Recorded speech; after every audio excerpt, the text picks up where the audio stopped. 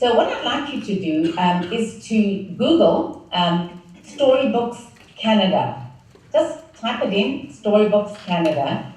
I'd like to see if it comes up on your cell phones, and at the moment you can just put your hands up if you get it, so that I can see, okay, everybody, great. That's already a good start, because once you see that something is available, and of course cell phones, which are ubiquitous, even in many parts of the world where people may not have laptops and other digital devices, cell phones are in fact ubiquitous in many parts of the world, even in some of the poorest communities. Because what you can do with a cell phone, of course, is that a cell phone can be shared between 10 people, for example. So it may not be that everybody has a cell phone, but many people have at least access to a cell phone. So what I'm going to do is to help you navigate a Storybooks Canada, because Storybooks Canada is going to take us to global storybooks. And I noticed in the audience, or it could be locally or virtually, there are people from many different parts of the world in this conference. There are some from Brazil, some from Mexico, some from the UK, of course many from the US, there's some from Canada. And I'm going to just show you what these tools represent. And normally, in the field of education, we often talk about theory, and then we say, what does this mean for practice? I'm actually going to do something very different. I'm going to begin with practice, and I'm going to say, what does this mean for theory? Because in the end, yesterday I in fact gave a conference here, I gave a talk at a conference, it was called the BC TESOL conference, and teachers were very excited with these resources. And they said, what we need are resources in our classrooms. We work with theory, we understand theory, but we also greatly value resources. So what I'm going to do is I'm going to do something, again, as I say, a little bit innovative. I'm going to share my screen with you, and that way I'm going to help you to navigate Storybooks Canada, Global Storybooks, and other sites that I hope you will find very helpful, and as I talk about the features of these sites, what I hope to demonstrate is what are the implications of having these resources.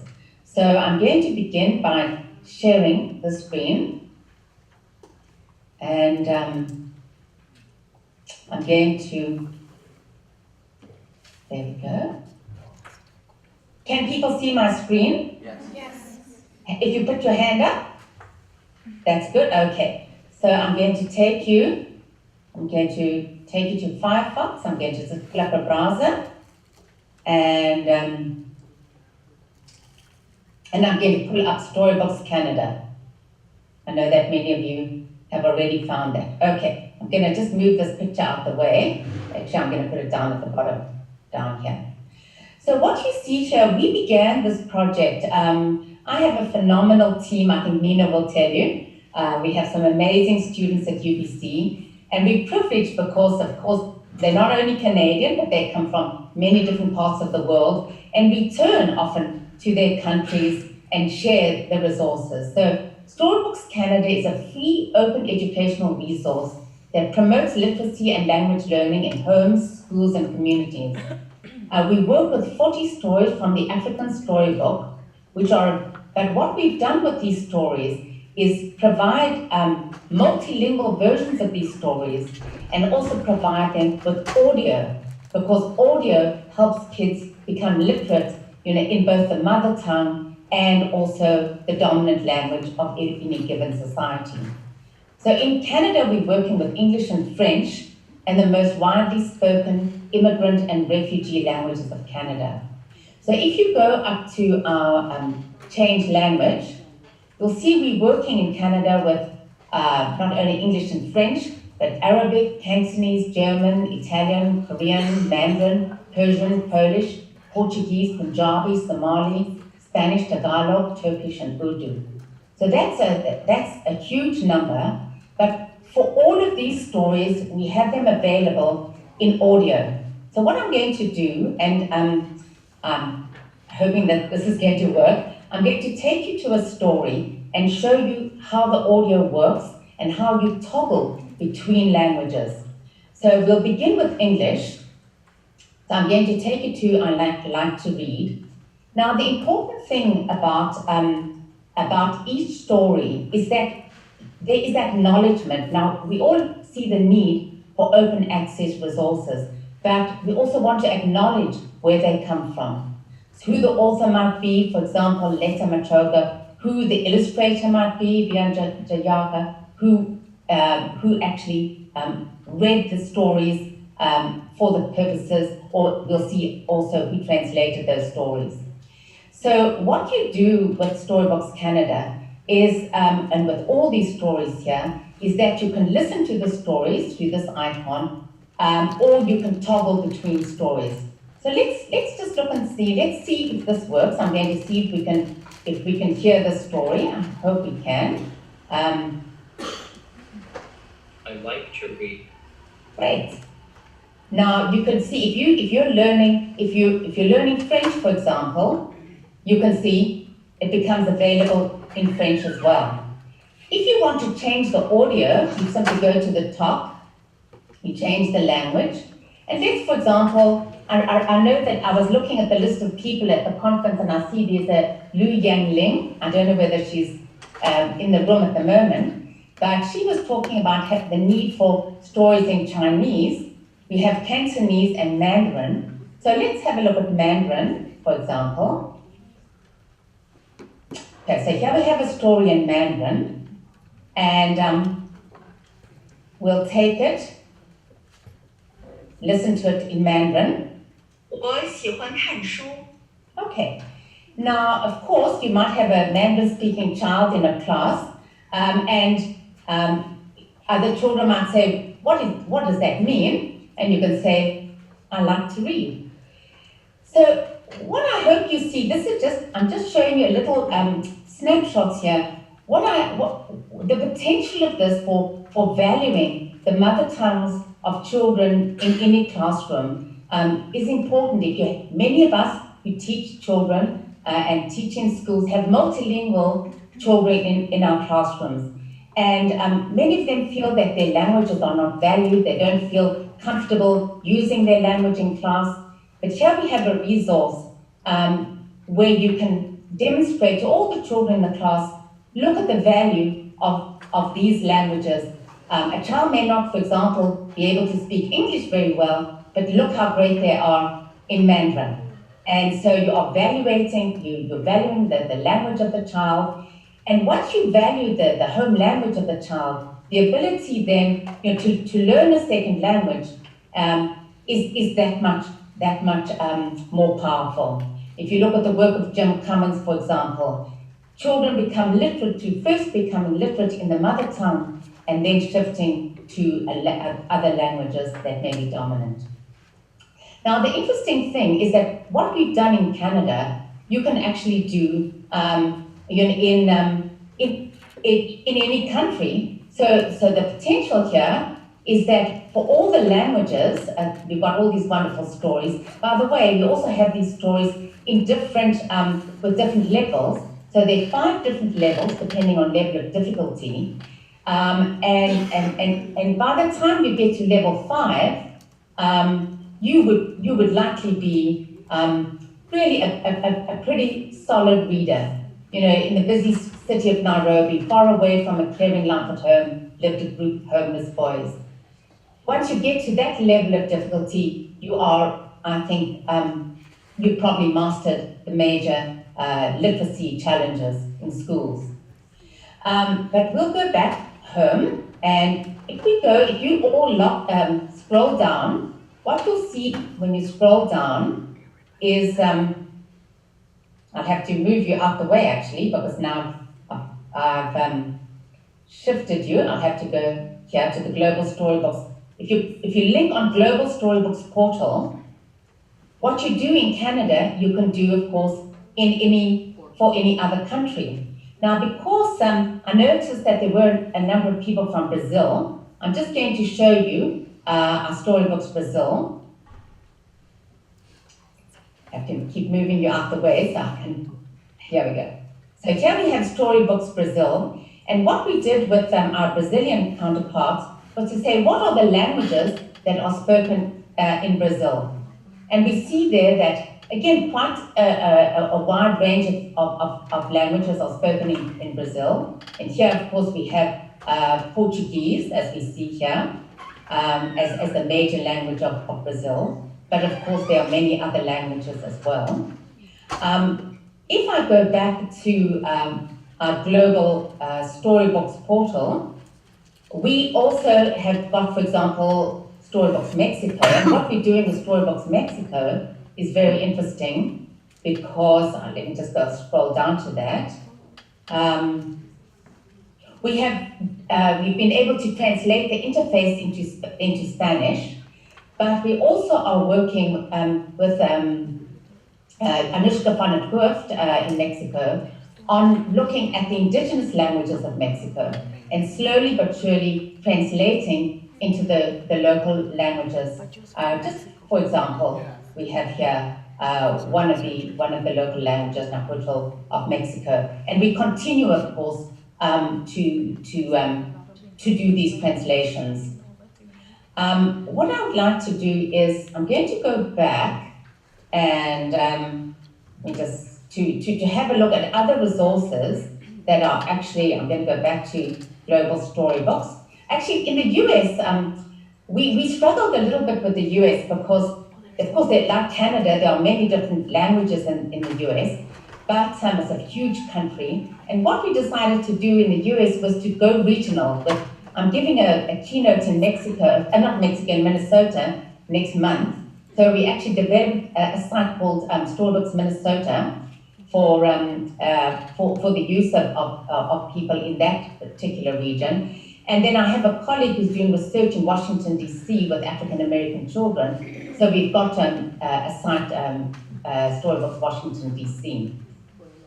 I want to take you back. What we're doing, I guess, which is a variation on this, are our Indigenous Storybooks site. Because what we're doing with our Indigenous Storybooks site is drawing on Indigenous stories and using those for the purposes of, for pedagogical purposes. But as immigrants and refugees come into Canada, we think it's important for them to understand, Canada's history and to see, for example, that we have Indigenous languages in Canada. And for example, we've got an Old Masset is one of the languages spoken by Indigenous communities in Canada. And this is also available in print and audio format. So just going back to the theme, I know I'm watching the time, but just going back to the theme of this conference, which is, of my talk, is promoting children's multilingual literacy in an unequal digital world.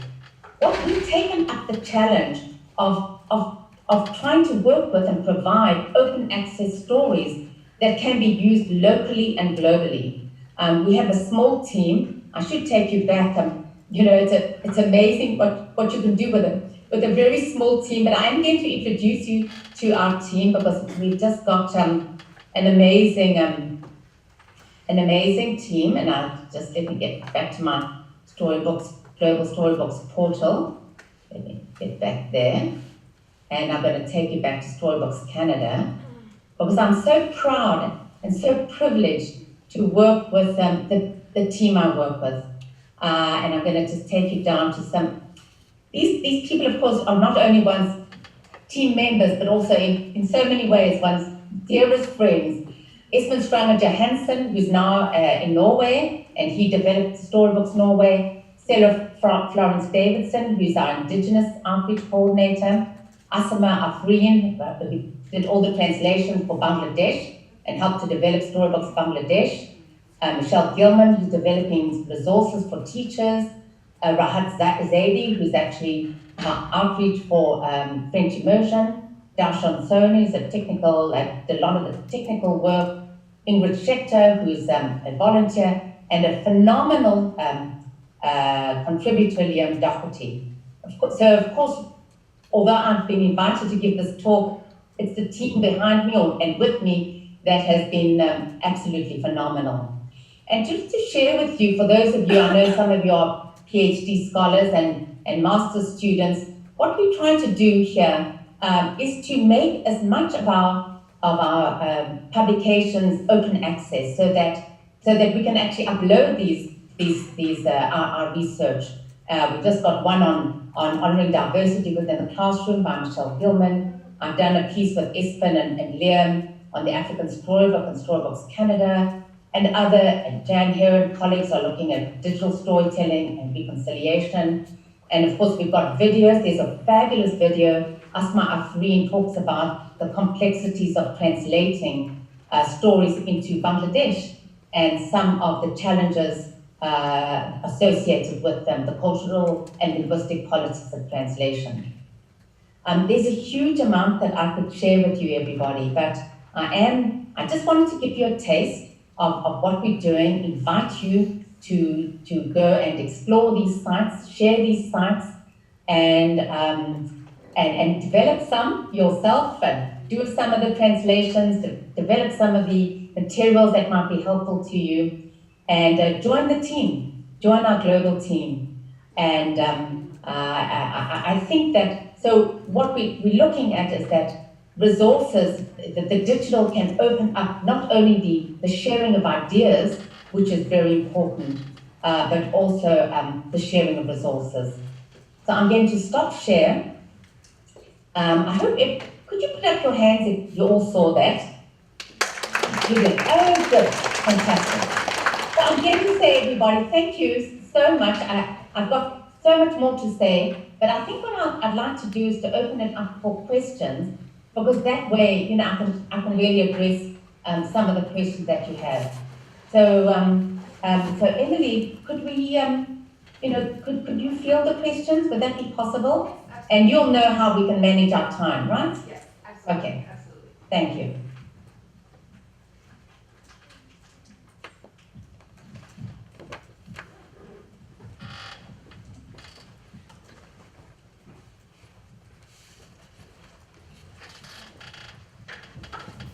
Hello, my name is Jeff. I'm not really well spoken on this, but would there be a possibility of perhaps letting children edit and create and put their own storybooks onto one of those websites as a creative endeavor to include different communities? And one thing I would appreciate, because my audio is not that great. Oh. So Emily, would you be able to just repeat the question for me, or perhaps when I could say it louder. Can you hear that? Question to speak quite loudly, because it was hard for me to pick up that question. I could say this louder. Can you hear that now?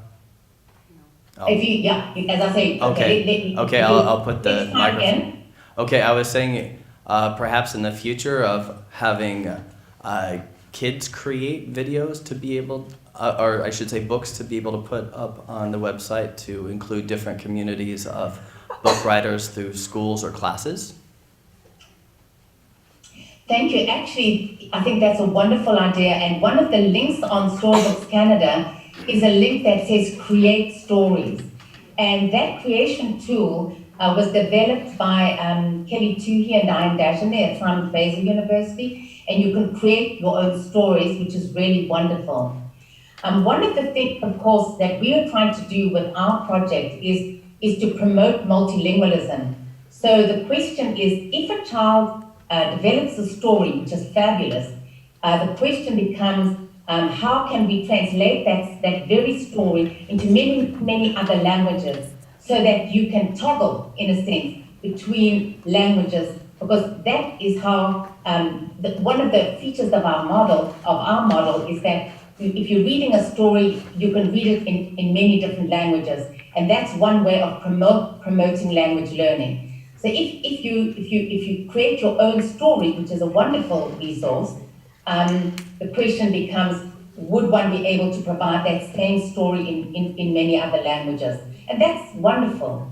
The other thing that you can do is that you could take one of the stories that we have and repurpose it, and, you know, in a sense, write your own story. You know, what we've done here at UBC is we teach, Liam Doherty teaches these stories to adults and learners from Japan, and they rewrite stories. For example, there's a story about somebody leaving leaving the rural area to come to the city, and the students rewrote the story as leaving Japan to come and study at UBC.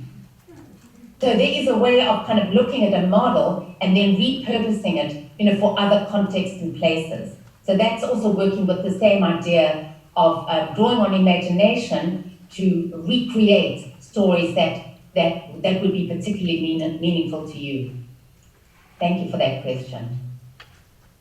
Are there other questions, comments?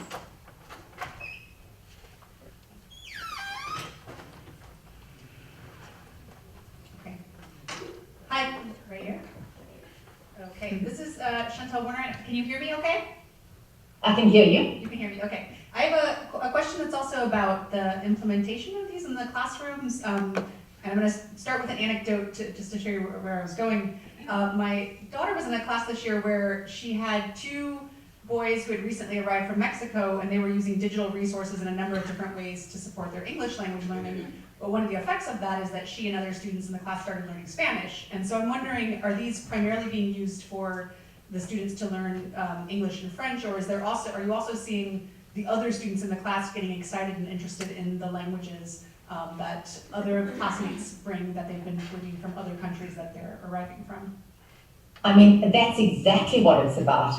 That's exactly what about. The toggling that I showed you, how you can toggle between English and French, you can toggle between English and Chinese, English and Spanish, or Spanish and Chinese, or Spanish and Urdu. The whole point is precisely, that's why I was, in relation to the previous speaker, that's precisely the point. So even if you have a story that's in Spanish, right, so a child is reading the story, is very excited, and then the other kids say, well, what about Mandarin? And you say, okay, let's read it in Mandarin. Oh, what about Persian? Let's read it in Persian. Oh, wow. So what you're developing in children is what they call language awareness. And suddenly they say, wow, not only, of course, are there different languages, but there are different scripts. And sometimes some people read from left to right, some people read from right to left. And there are different symbols and different ways of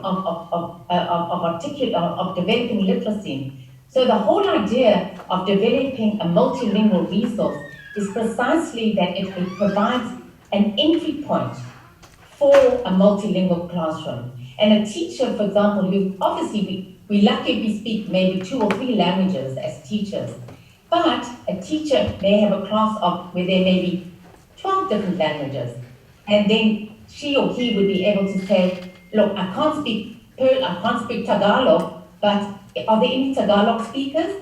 And the Tagalog speaker would read it and feel validated, but then the other children would say, oh, well, let's look at it in this language. Let's look at it in English.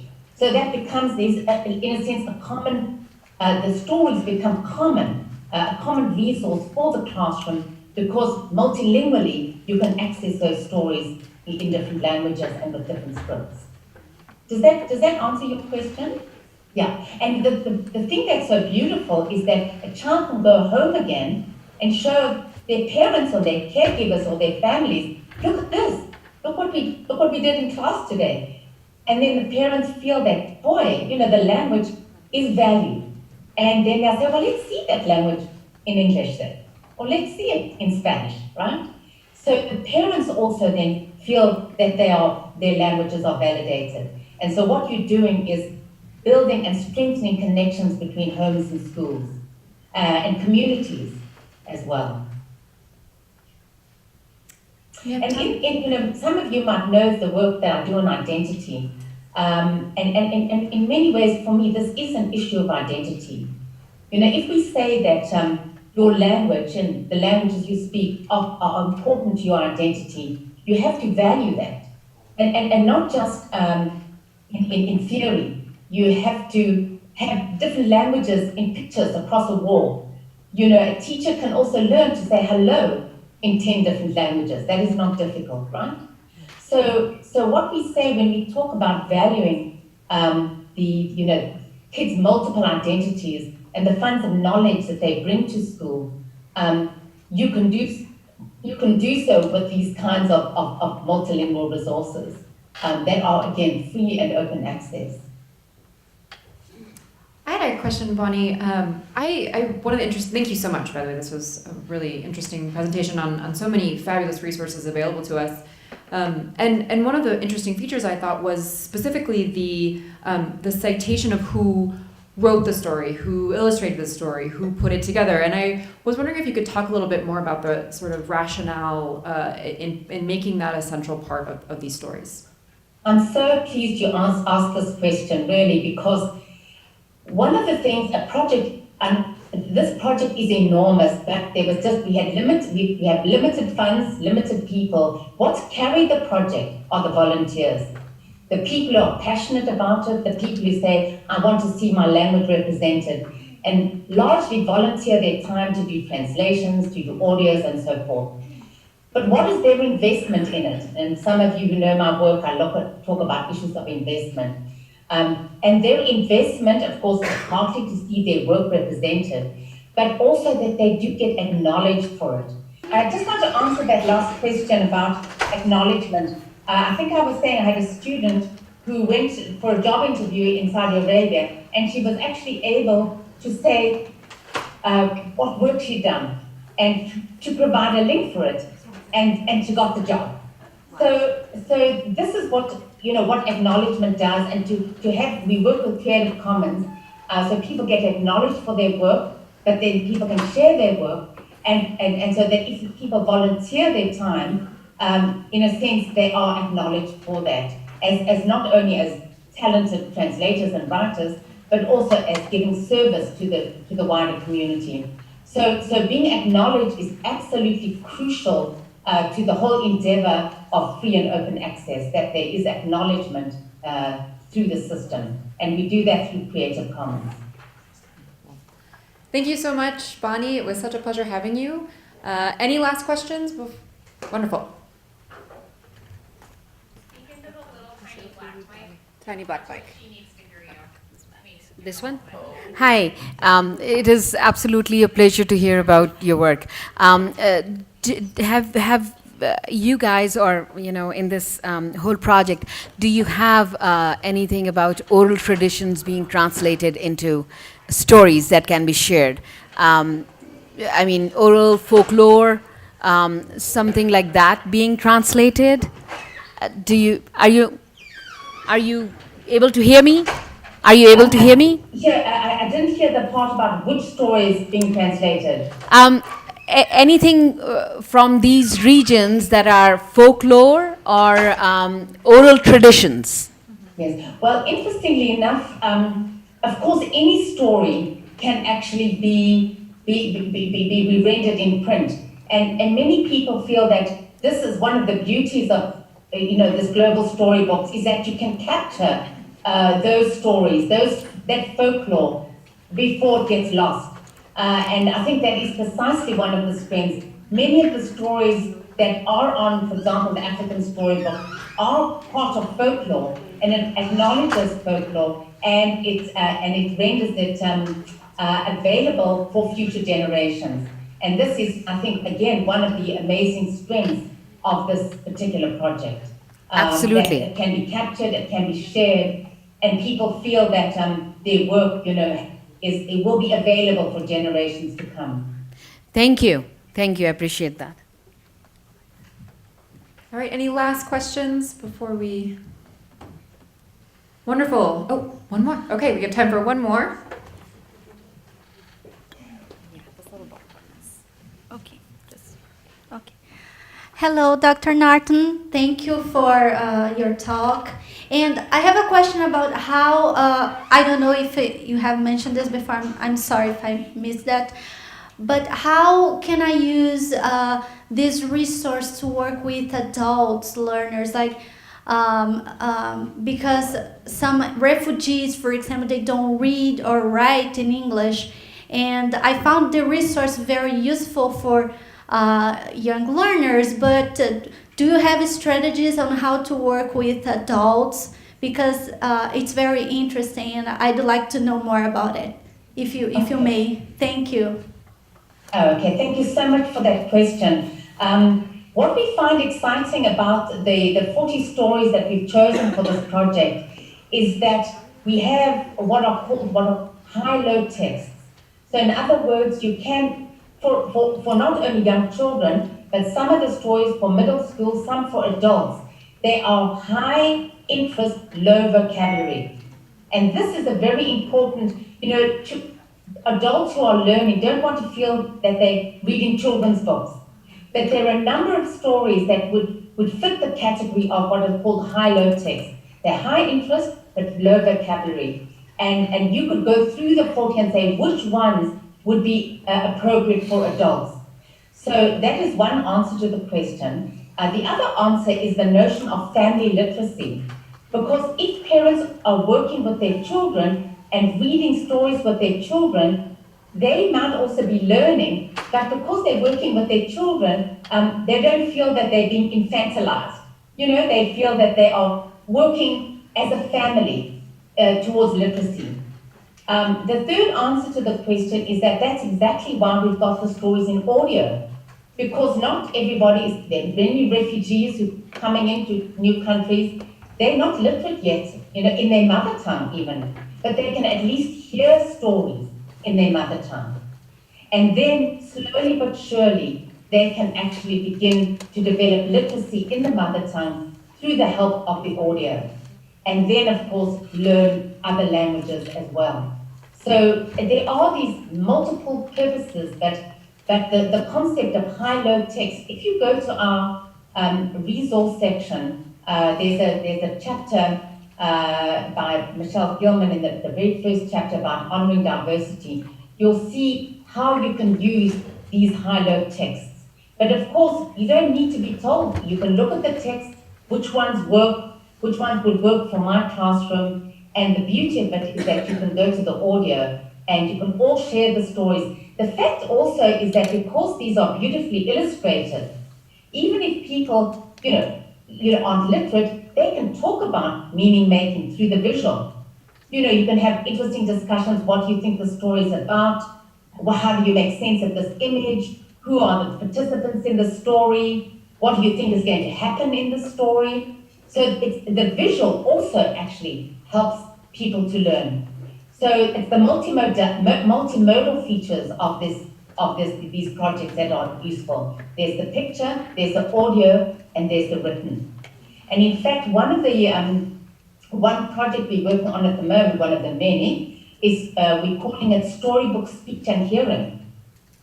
Because for children who struggle, with speech and with hearing, what we're going to do is we're going to translate all the stories into IPA, the International Phonetic Alphabet, so that this could be very helpful for people who's doing assessments and trying to understand some of the difficulties of children for speech therapy purposes.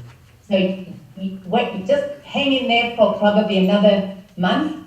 We'll have Storybook Speech and Hearing up and running.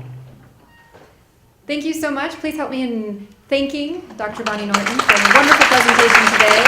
Thank you.